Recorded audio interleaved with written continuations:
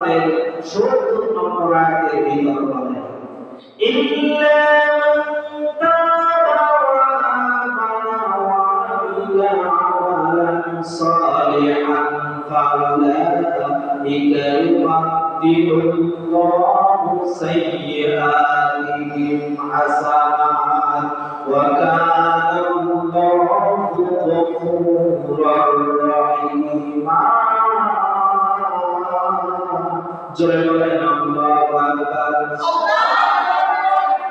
ইন্না মান তাবা, যারা তওবা করে, আমানু, যারা তওবা করার পর ঈমান আনে, ওয়া আমিলুস সালিহাত, আর তারা সিদ্ধান্ত নেয় রব্বুল আলামিন তোমার পবিত্র কোরআনুল কারীমের কথাগুলি এখন শুনে আমরা ভালো ভালো কাজে আঞ্জাম দেব, আর কোনদিন অন্যায় করব না।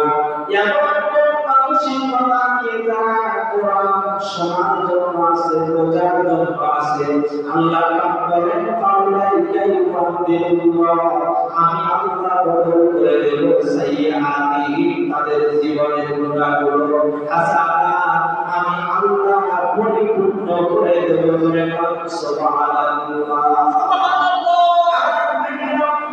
কেউ যদি তওবার নিয়ত করে কোরআন কারীম শুনে মনোযোগ দিয়ে আর আল্লাহকে বলে আল্লাহ এখন থেকে আমি ভালো কাজে আঞ্জাম দেব, যা কিছু করব এখন তোমার পবিত্র কোরআনুল কারীম শুনে শুনে আমি করব। জোরে বলেন সুবহানাল্লাহ। আল্লাহ পাক ওই লোকগুলোর জীবনের গুনাহ আল্লাহ পাল্টা দিয়ে নেকি বানা দিবেন। জোরে বলেন সুবহানাল্লাহ।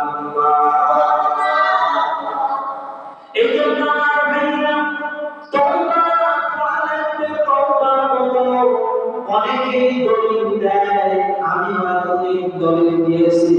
সূরা জুমার 53 নম্বর আয়াত, কুল ইয়া ইবাদিয়াল্লাযীনা আসরাফু আলা আনফুসিহিম লা তাকনাতু মির রাহমাতিল্লাহ ইন্নাল্লাহা ইয়াগফিরুয যুনুবা জামিআ ইন্নাহু হুয়াল গফুরুর রহিম। চিৎকার দিয়ে বলেন আল্লাহু আকবার।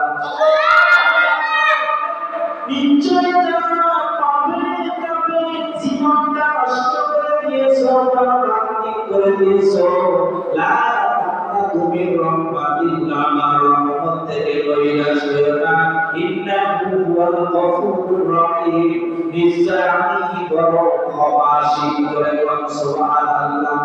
এই বলে শেষ করে আসলে এতটুকু করে মানুষকে যদি বুঝ দেওয়া যায়, জ্ঞান দেওয়া যায়, তাহলে মানুষ গুনাহ করার জন্য আরো উদ্যত হবে। কথা বলেন ঠিক কিনা?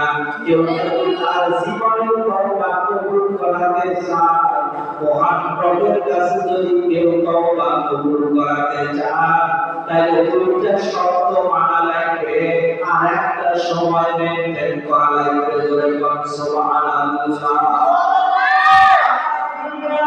সূরা জুমার 54 নম্বর আয়াতের ভিতরে আল্লাহ তাআলা বলেন ওয়া আনিবু ইলা রাব্বিকুম, গভীর মনোযোগ দিয়ে আমার ভাইরা যারা শিক্ষিত মানুষ আছে তাদের বিবেকের কাছে আমি এই কথাগুলো ছেড়ে দিচ্ছি, বিবেক দিয়ে কাজে লাগানোর চেষ্টা করবে।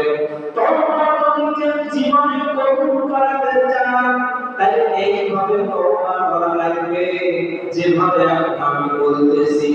এক নম্বর হলো ওয়া আনিবু ইলা রাব্বিকুম, দুনিয়ার সমস্ত দিক থেকে ফিরায়া তোমার রবের দিকে ফিরে আসা লাগবে। জোরে বলেন সুবহানাল্লাহ। দুই নম্বরে হলো ওয়াসলিমু লাহু মিন ক্বাবলি আন ইয়াতিয়াকুমুল আযাবু সুম্মা লা তুনসারুন। দুই নম্বরে ওয়াসলিমু লাহু, আল্লাহ তাআলা বলেন আমার পবিত্র কোরআনুল কারীমের কাছে মাথা নত করা লাগবে, কারণ এই দুইটা শর্ত এই সময়ে মানা বড় কঠিন। কথা বলেন ঠিক কিনা?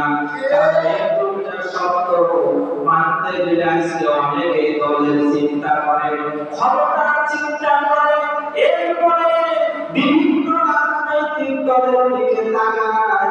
এমন তওবা যদি করি তাহলে তো আমাদের রাজনীতি চলবে না, আল্লাহর দিকে আমাদের সঠিকভাবে ফিরে আসা হবে না। এমন চিন্তা নিয়ে তারা দুনিয়াতে চলে।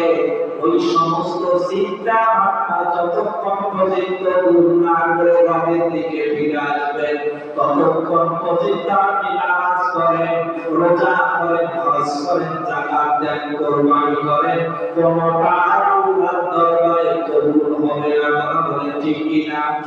সমস্ত দিক থেকে মন ফিরিয়ে মহান রবের দিকে ফিরে আসা লাগবে। দুই নম্বর, তার পবিত্র কোরআনুল কারীমের কাছে সারেন্ডার হওয়া লাগবে, আত্মসমর্পণ করা লাগবে।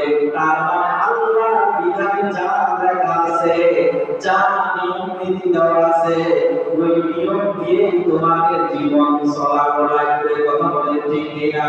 তিন নম্বর, একটা সময় মেইনটেইন করা লাগবে। মিন ক্বাবলি আন ইয়াতিয়াকুম আযাবু সুম্মা লা তুনসারুন। ওই আযাব আসার আগে তোমাদেরকে পরিপূর্ণভাবে তওবা করা লাগবে। বলেন সুবহানাল্লাহ। ওই আযাব করতে আমরা কোন আযাব বুঝি? ওই আযাব করতে মরণের আযাব যখন চলে আসে, ওই সময় আর কাউকে সাহায্য করা হয় না। কথা বলেন ঠিক কিনা? এই জন্য দেখা যায় আজকে তো আমরা নিয়মটা আরম্ভ করি, বাবা যখন মৃত্যু সজ্জায় পড়ে যায়, এমন সময় ইমামদেরকে, আলেমদেরকে, হুজুরদেরকে ডাক দিয়ে নিয়ে এসে বলে, হুজুর আমার বাবা মরণান্ত অবস্থায় পড়ে আছে, মৃত্যু সজ্জায় পড়ে আছে, আপনি দয়া করে আমার বাবাকে একটু কলেমা পড়েন। ওই সময়